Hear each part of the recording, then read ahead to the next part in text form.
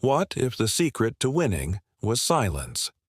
Not the kind of silence that shrinks or submits, but the quiet, coiled silence of someone who knows exactly what they are doing.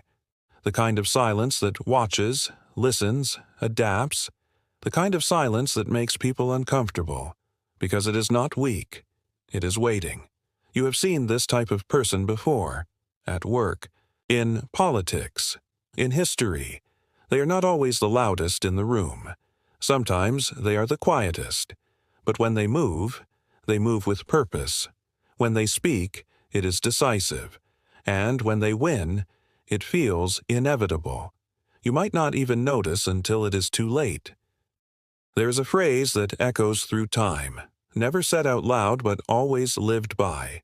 Shut up and win. It sounds harsh, brutal even, but look deeper. Behind those words is a psychological truth, a historical strategy, and a deep human instinct for survival and power. At its core, this idea speaks to a tension we all carry, between action and ego, between needing to be seen and choosing to be effective. Niccolò Machiavelli, the Renaissance diplomat and political theorist whose name became synonymous with cunning and power, never actually said those words, but his entire philosophy dances around them. His most famous work, The Prince, is not a book about how to be liked. It is a book about how to win. Not through noise, but through calculated silence, strategic moves, and understanding the psychology of others more deeply than they understand themselves. 500 years ago, Machiavelli wrote about the world as it was, not as it should be. And in doing so, he gave us a mirror we still do not know how to look into, because his ideas still work. They are uncomfortable, yes, but true, and that is why they endure. Today, in a culture that rewards overexposure, self-branding, and constant performance, Machiavelli's wisdom cuts through like a scalpel. It asks, do you want to be impressive, or do you want to be effective? Do you want applause, or do you want actual influence? This script is not a celebration of manipulation. It is not an invitation to become heartless or cold. Instead, it is an exploration of power, personal power, how we lose it, how we chase it, how we can reclaim it without losing our humanity. We will look at Machiavelli not as a villain, but as a guide to uncomfortable truths. We will pull from modern psychology, ancient wisdom, and everyday experience to understand what it means to move with silence, think with clarity, and act with intention. Because maybe the people who win are not the ones making noise. Maybe they are the ones who stopped explaining themselves a long time ago. When you are ready, we will begin. To understand the depth of shut up and win, we need to understand where it comes from. Not just the phrase, but the mindset behind it. This idea did not emerge from nowhere. It has always lived in the shadows of power, in throne rooms, in war councils, in whispered conversations behind closed doors. And one of its clearest early voices was Niccolò Machiavelli.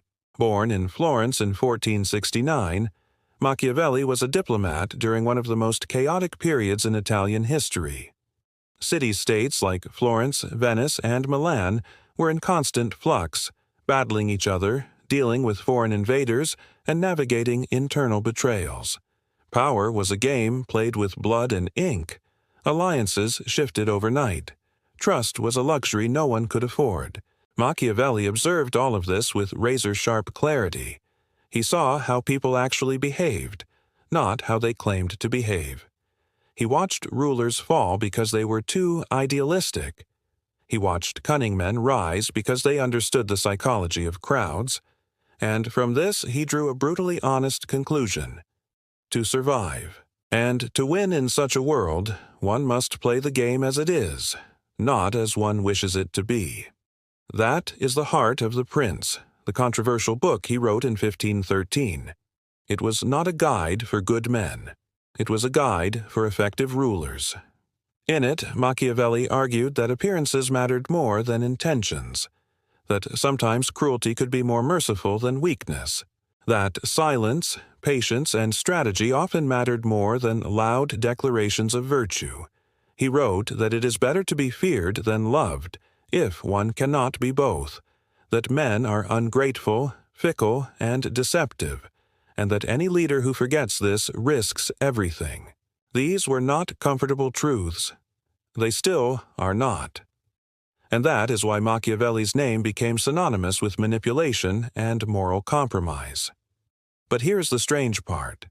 Many of the world's most successful people, both past and present, live by these principles, whether they have read The Prince or not. Across different cultures, the idea of strategic silence and ruthless clarity appears again and again. In ancient China, Sun Tzu wrote The Art of War, where he advised generals to appear weak when they are strong, and to be formless like water. Victory, he said, belongs not to the loudest warrior, but to the one who understands the terrain and his opponent's mind.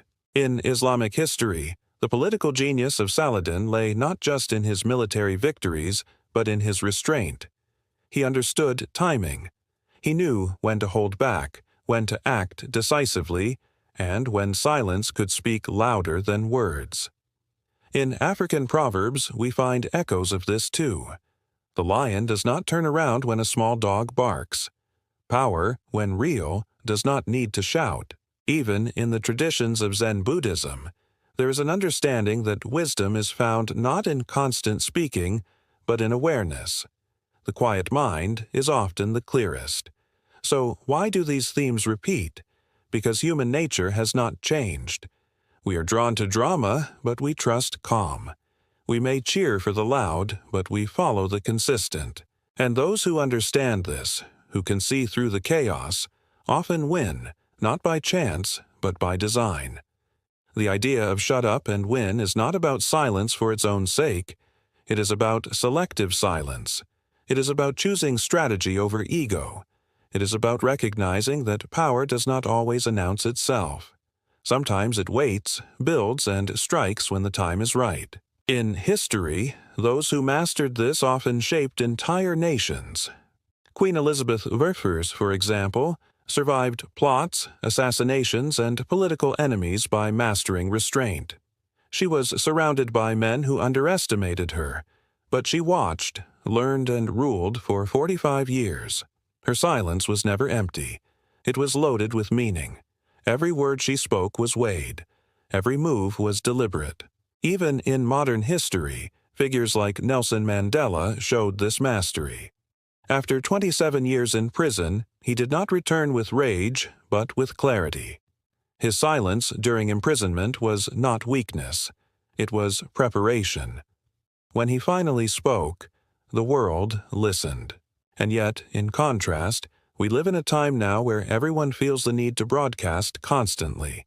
Speak first, react fast, prove your worth in public. This is not strategy, it is performance, and often it leaves us exhausted, vulnerable, and off course.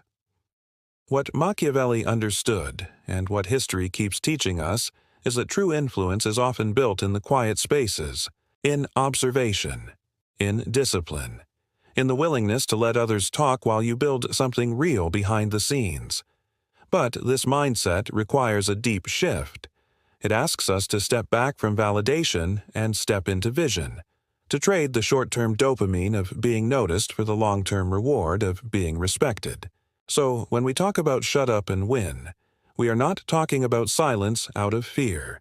We are talking about intentional silence, the kind that comes from knowing who you are, where you are going, and what battles are actually worth fighting.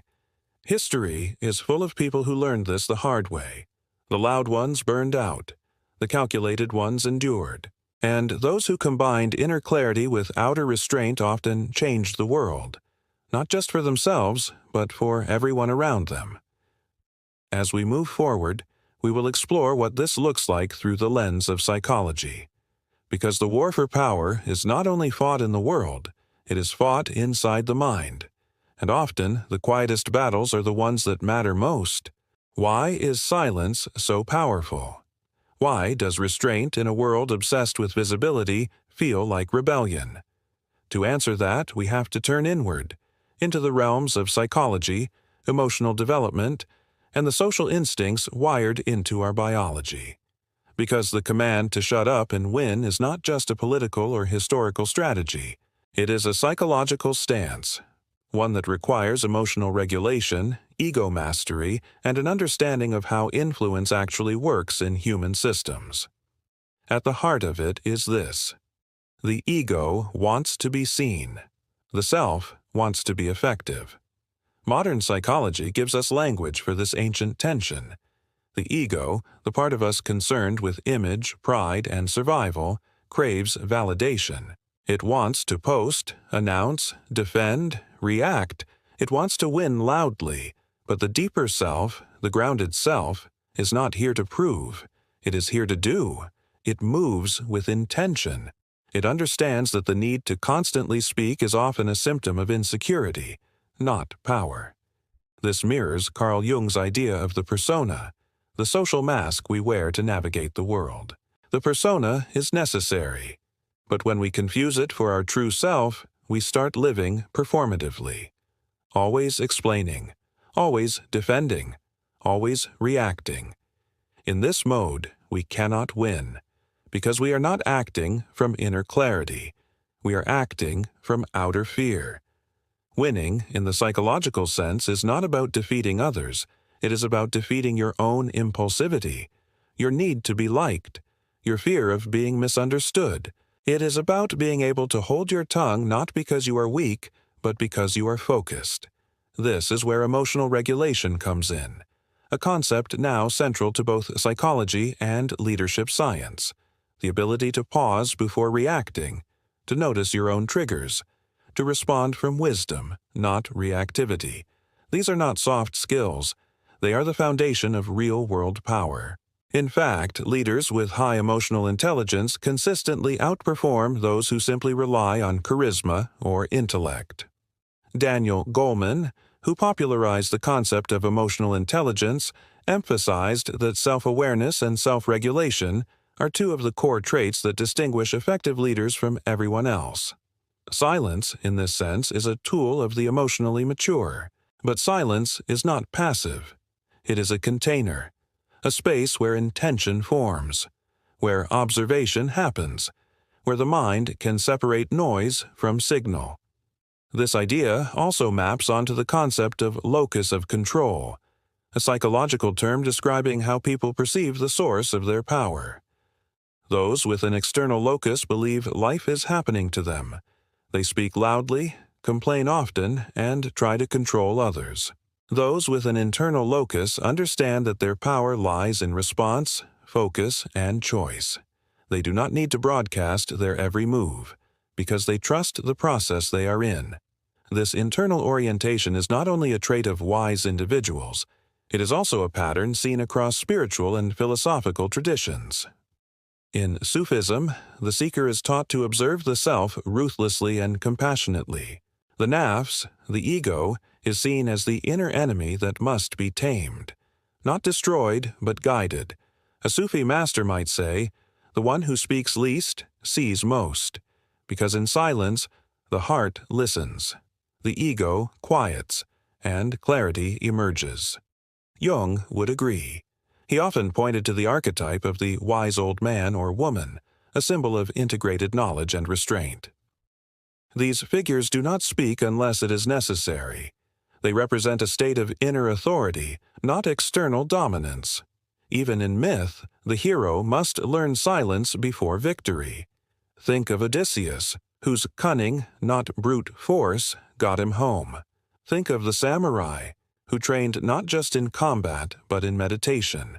Their power was not just physical, it was internal discipline. What all of this tells us is simple but confronting. Real power begins with self-mastery, and self-mastery begins with silence. This is not the kind of silence that comes from fear or passivity.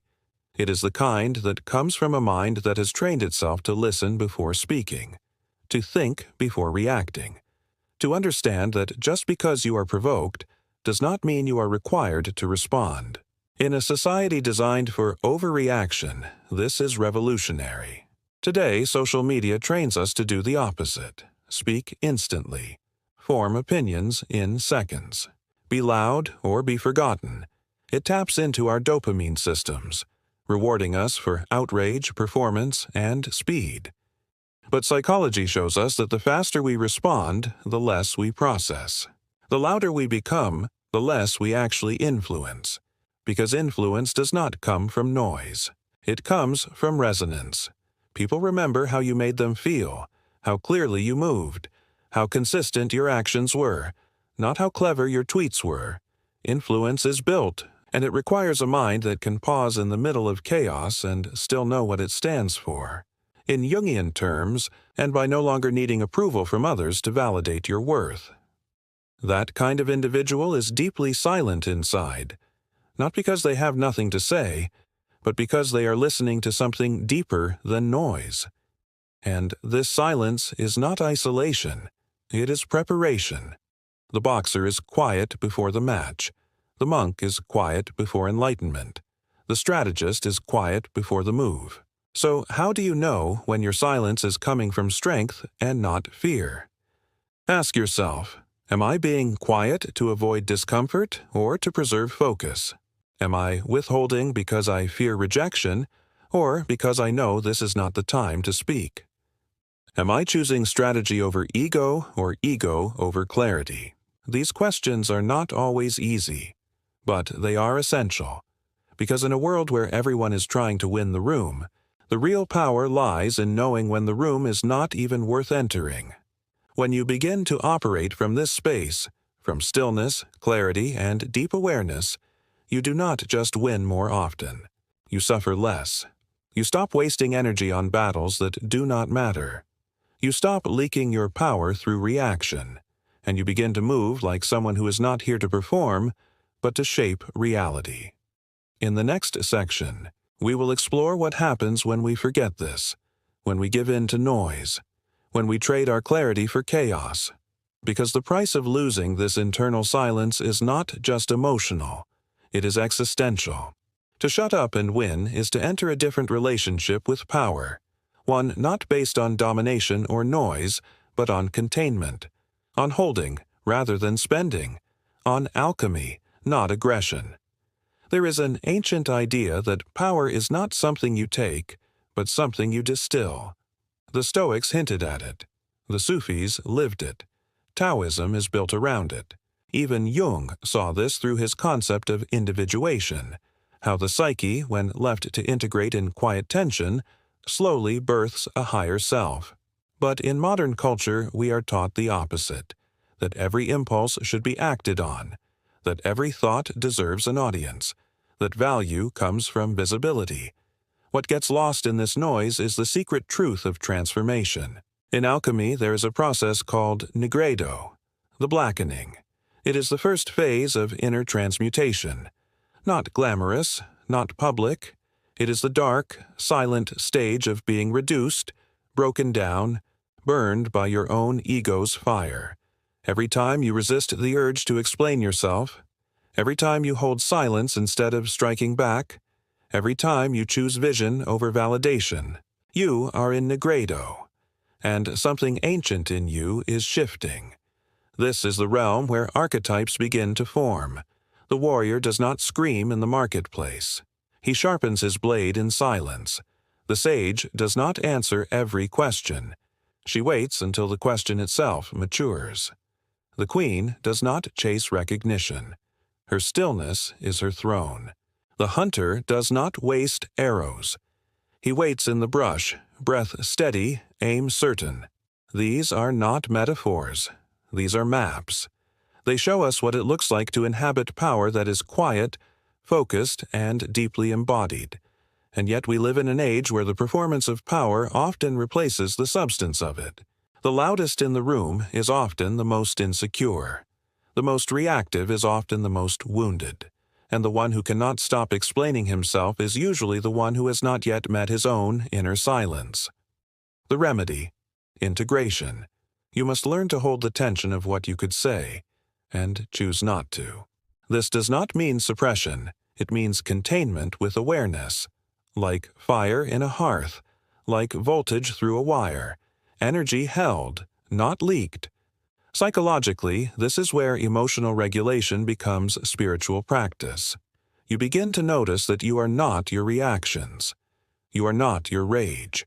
You are not your need to be seen. You are the one watching all of that, the observer, the witness. And from that place, you gain the ability to transmute instead of react. Your anger becomes clarity. Your grief becomes gravity. Your silence becomes strategy. This is why mystics, warriors, monks, and real leaders all value stillness. Because in stillness, the psyche organizes itself. It returns to coherence, and from that coherence comes conviction. Let us bring this into the masculine and feminine energies, not as gender roles, but as universal forces. The divine masculine is consciousness itself, still, rooted, unshaken. The divine feminine is energy, flowing, expressive, intuitive. When these are out of balance, you get chaos, explosive masculinity that cannot feel, or wounded femininity that cannot ground. But when they are integrated, you get presence, the kind of presence that walks into a room and shifts the energy without saying a word, the kind that leads not from force, but from clarity. And this is what shut up and win really means beneath the surface. Not silence as submission, but silence as integration. Because once your inner feminine no longer needs to spill everything she feels, and once your inner masculine no longer needs to prove everything he knows, then you arrive at something rare, inner union, emotional maturity, strategic depth, and it is from that place that true power begins. Not performative power, but magnetic power. You do not have to chase, you attract. You do not have to argue, you embody. You do not have to defend, you are. And so the work is not just about winning in the world. It is about winning within. Winning the inner war between reaction and response, between noise and knowing, between the self you perform and the self you are becoming. Let us make this practical. Here are a few rituals and practices to help you enter this space. 1.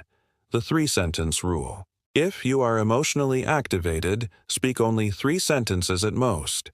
Say what needs to be said with precision. Then pause. Let silence carry the rest. You will be amazed how often silence speaks more than extra words ever could. 2. Vision anchoring. Write down 1 sentence that defines who you are becoming. Place it somewhere visible.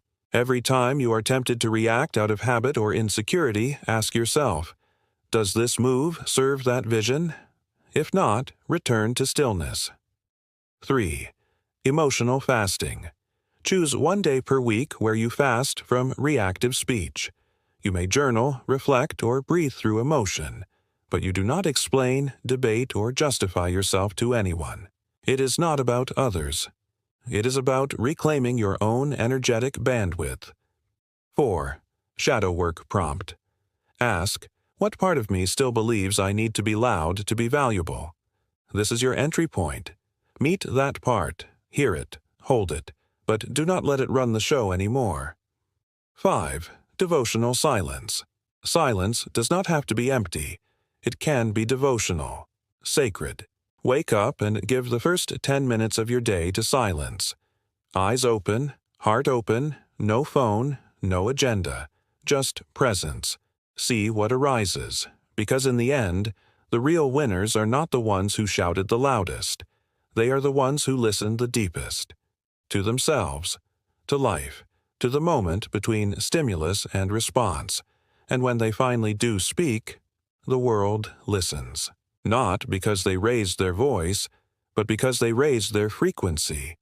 You are not here to fight every battle. You are here to choose them wisely and win the ones that matter, quietly, strategically, completely, and, above all, consciously. So take 1 last breath, and remember, you do not need to shout to be powerful. You only need to know when not to speak. That is how you win. Not in noise, but in knowing. What happens when we ignore this principle? When we speak too soon, reveal too much, or let our egos hijack the path. The answer is not just strategic failure, it is emotional fatigue, disconnection, identity confusion, and often deep regret. In a world that rewards noise, it is easy to forget that not every moment is meant to be shared, explained, or justified. When we live reactively, speaking before thinking, defending our value at every turn, we begin to lose something sacred, our sense of inner authority, that quiet knowing of who we are, even when no one is watching. This disconnection is subtle at first, a feeling of burnout, a nagging anxiety, a sense that no matter how much we do or say, it is never enough. We begin performing instead of living, and with each over-explained sentence, with each needless confrontation, with each emotionally charged reaction, we leak a little more of our personal power. The psychological cost is immense. Over time, this performance-driven mode reshapes our identity. Instead of asking, "What is the wise thing to do here?" we start asking, "How will this make me look?" Our decisions stop coming from vision and start coming from fear. We become hyper-aware of how we are perceived, but unaware of what we are becoming. This is identity erosion, and it is quiet, slow, but devastating. When we are too loud, we stop listening, to others and to ourselves. Relationships suffer, boundaries blur, communication becomes transactional. People start to sense the difference between someone who is speaking from presence and someone who is speaking from performance. In romantic relationships, this can manifest as over-explaining, chronic defensiveness, or emotional reactivity.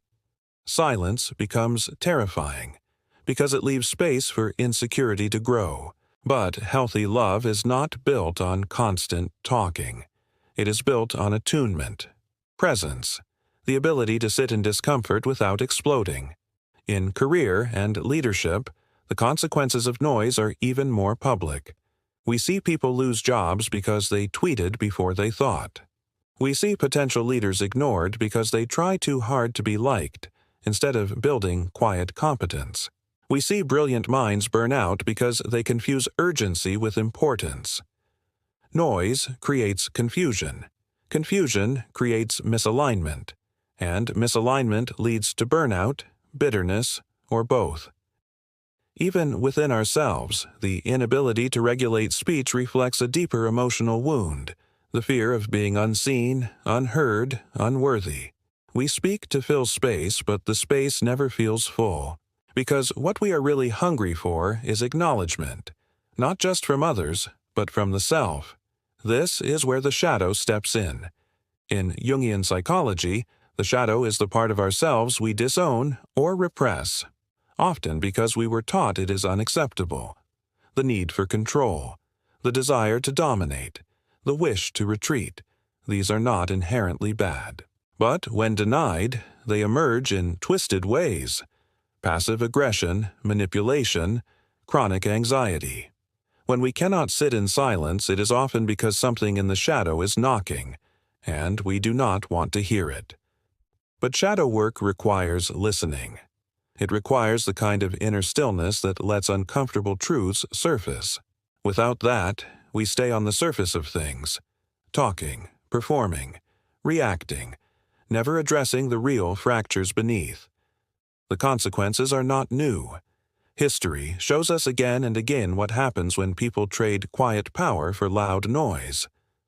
Consider the tragic fall of Julius Caesar.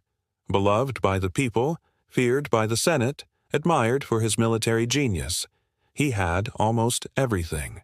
But Caesar's fatal flaw was not ambition. It was visibility.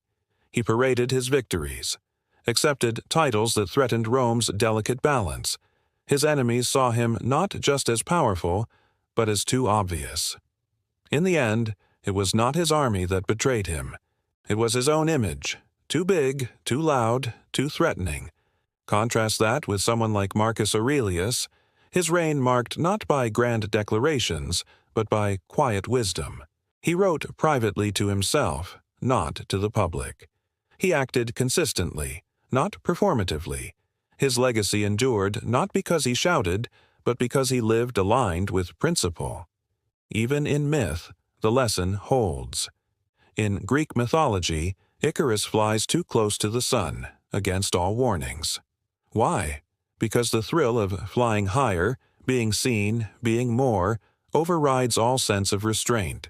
He crashes not because the sun hated him, but because he did not know when to stop. Noise, ego, exposure. The ancient pattern repeats. And yet, we are not taught these lessons early enough. We are encouraged to be loud, to brand ourselves, to compete for visibility. But visibility without grounding is dangerous. It invites critique we are not prepared for. It inflates identities that cannot withstand failure. And it creates a gap between how we are seen and who we really are. A gap that becomes harder and harder to live with. This is why shut up and win is not just a strategy. It is protection. Silence protects your vision while it is still growing. It protects your boundaries while they are still forming. It protects your identity while it is still healing. The refusal to overshare, overreact, or overexpose is not a flaw.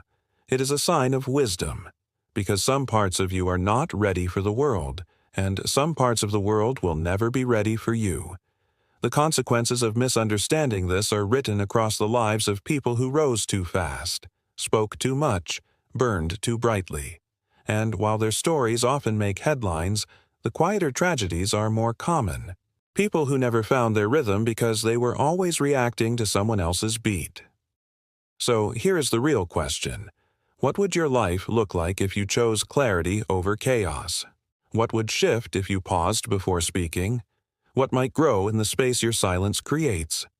These are not rhetorical questions. They are invitations to reflect, to recalibrate, to reclaim the power you keep giving away in the form of unnecessary noise. Because silence is not the opposite of power. It is where power begins. And when you understand that, when you stop performing and start listening, your entire posture in life begins to change. In the next section, we will explore how to embody this, how to turn insight into daily practice, how to build a life rooted not in reaction, but in quiet, grounded authority, because winning is not a single moment, it is a rhythm. And that rhythm is found in silence. So now the question becomes, how do you actually live this?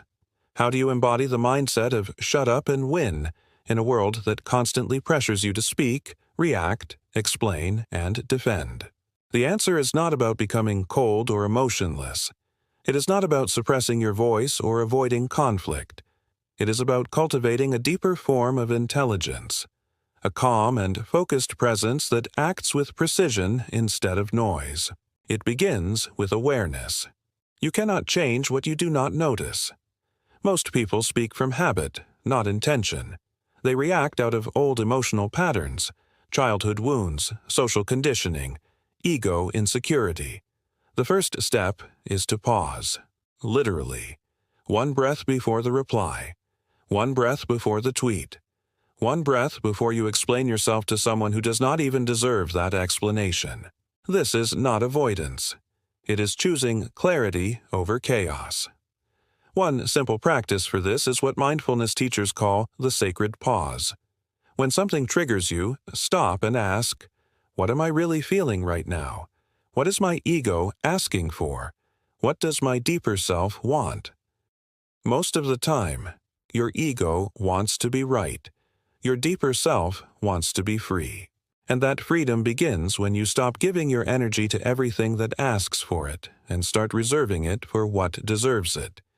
Here, journaling becomes a powerful tool, not the performative kind, not productivity logs or achievement trackers, but real, raw, unfiltered self-reflection. Ask yourself, where am I leaking energy through over-explaining? What conversations drain me, and why do I keep having them? Who do I try to impress, and what does that reveal about my wounds? These are not easy questions, but they are keys. They show you where the false self has taken over and where silence might be your medicine. In psychology, especially in cognitive behavioral therapy, CBT, one core idea is the ABC model. A is the activating event, B is the belief about the event, and C is the consequence or emotional reaction. What most people do is jump from A to C. Something happens, and they react. No space, no reflection, no control. But when you pause and examine the belief behind your reaction, you unlock choice. For example, someone criticizes you at work. You feel rage. Why? Is it because of what they said? Or because you believe that being criticized means you are not good enough? That you have to defend your worth? That if you stay silent, they win? These beliefs are not facts. They are inherited scripts, and when you challenge them, you create freedom. Now let us connect this to something even older. Stoicism. Marcus Aurelius, Seneca, Epictetus. These thinkers lived in brutal, unpredictable times, and yet their advice still rings true. You cannot control what others do. You can only control your response. Stoicism teaches apatheia, not indifference, but serenity, the ability to remain undisturbed by external chaos, not because you do not care, but because your center is within. One simple Stoic practice. Every morning, imagine 3 situations that might test your patience. A rude coworker, a delay, a betrayal.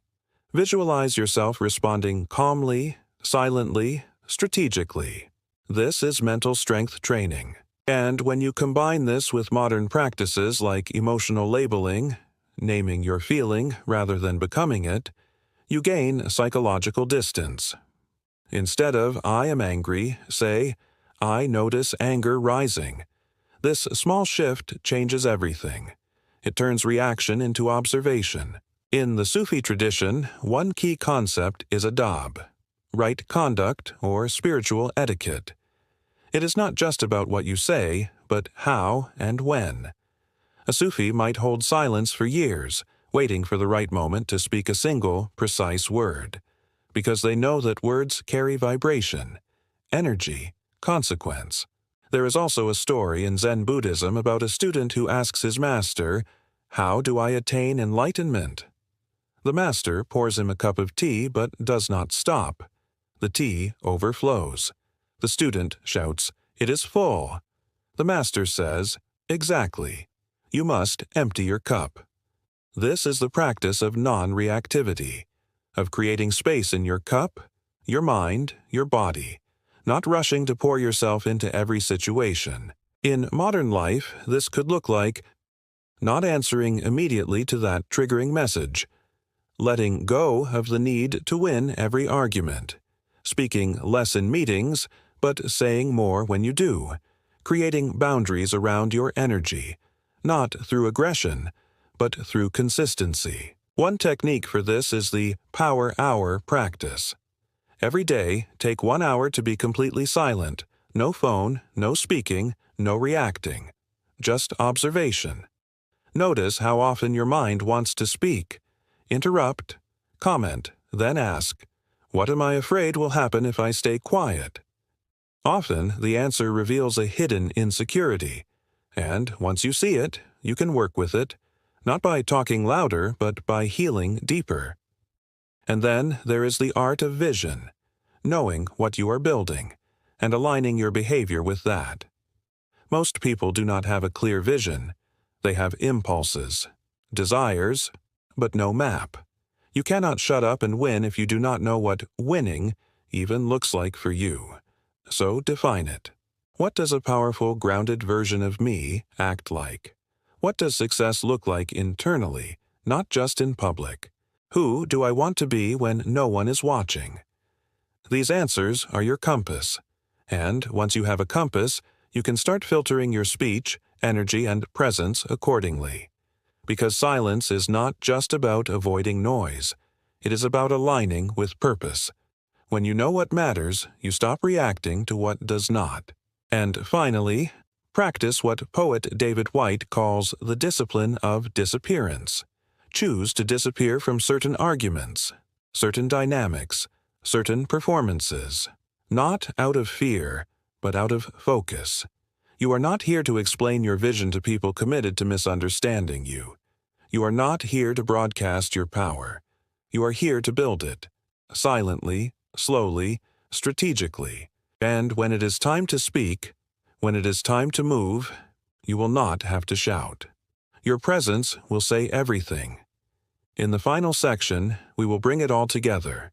We will return to the soul of the message, not just how to shut up and win, but why it matters.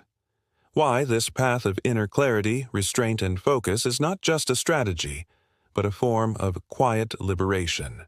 You were never meant to be loud all the time. Not every thought demands an audience. Not every emotion needs to be shared, and not every battle is yours to fight, because real power, the kind that lasts, is never frantic. It is not addicted to being seen. It does not beg for validation. It moves like deep water, still, quiet, and impossible to ignore once you step into it. That is the essence of what shut up and win means. Not silence for the sake of obedience, but silence as a choice, a sacred discipline, a reclamation of energy, intention, and vision. In a culture of constant noise, restraint becomes rebellion. And rebellion, when rooted in awareness, becomes a kind of personal sovereignty. This is what Machiavelli understood, but what many misunderstood about him. He was not telling you to be ruthless for the sake of it. He was telling you that appearances matter, that timing is everything, that your ability to withhold information, reaction, emotion is just as critical as your ability to act. The true Machiavellian mind is not cruel. It is careful. It does not speak out of impulse. It waits, watches, learns. It knows when to be the lion and when to be the fox. But let us bring this home, because this is not just about history. It is about you. What if you started living with a little more silence, not just in words, but in your energy? What if you let some things go unanswered, unproven, unperformed? What might grow in that space? Maybe it is your confidence, the kind that no longer needs to shout. Maybe it is your focus, the kind that does not scatter itself across every opinion, argument, and invitation to react. Maybe it is your vision, finally heard in the quiet of your own inner world. This kind of presence does not come from force. It comes from discipline, the daily choice to listen more than you speak, to act more than you explain, to feel more than you perform, and that discipline slowly transforms everything. Your relationships deepen because people feel your presence, not your performance. Your confidence stabilizes because it is no longer tied to applause. Your leadership sharpens because your energy is no longer wasted in petty disputes. Your identity clarifies because it is no longer fragmented by overexposure. You become someone people respect, not because you demand it, but because you live it. There is an old saying, "The tiger does not proclaim its tigerness, it just is. Its silence is its power." That is what we are after, a life of quiet integrity, fierce calm, grounded action, and you will not get there by explaining yourself into exhaustion. You will not get there by reacting to every comment, every critic, every challenge. You will get there by choosing the long game, by trading performance for presence, by saying less, doing more, and letting the work speak. And make no mistake, the world needs people like you, people who lead with integrity, who build from within, who master themselves not for applause, but for alignment. Because while others burn out chasing attention, you are building something deeper, and in time, that depth becomes undeniable.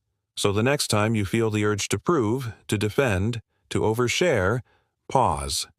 Ask yourself, what am I trying to protect? And then remember, your power does not need protection. It needs direction. Let your silence be that direction. Let your stillness be your strategy. Let your restraint become your rhythm. Because when the moment comes, when it is time to act, to speak, to lead, you will be ready. And you will not just win. You will win well, in your own way, on your own terms, quietly, completely, unmistakably. Now, take a breath and step forward, not louder but wiser. If you felt something shift in you while listening, something quiet but undeniable, hold on to that. Because what we are building here is not just knowledge, it is awareness, depth, sovereignty. This space is for the thinkers who feel too much, for the dreamers who want direction, for the ones who are tired of surface-level content and ready for something deeper, psychology that goes beneath the symptoms, history that awakens the soul, and tools that are actually useful. You do not need to be perfect to walk this path. You only need to be curious, willing to pause, willing to ask better questions, willing to stop performing and start becoming. Here, we explore what it means to reclaim your power, not by shouting louder, but by standing clearer. We talk about emotional regulation, not as a buzzword, but as a form of inner peace. We study ancient wisdom, not for nostalgia, but because it still holds keys to our most modern struggles. And most of all, we reflect together. You are not alone in your questions, your frustrations, or your hunger for something real. We all carry battles that are easier to hide than heal. But you do not have to do it in silence anymore, only in intention. So, if this kind of journey speaks to you, if you are craving insight with spine, reflection with heart, and growth with meaning, then stay. Subscribe. Not for algorithms, not for numbers, but for yourself, so you can return to this space when the world gets too loud, so you can remember your center when the noise tries to pull you off course, so we can keep exploring, together, what it means to lead, to evolve, to live with both precision and compassion. Because at the end of the day, power is not about dominating others.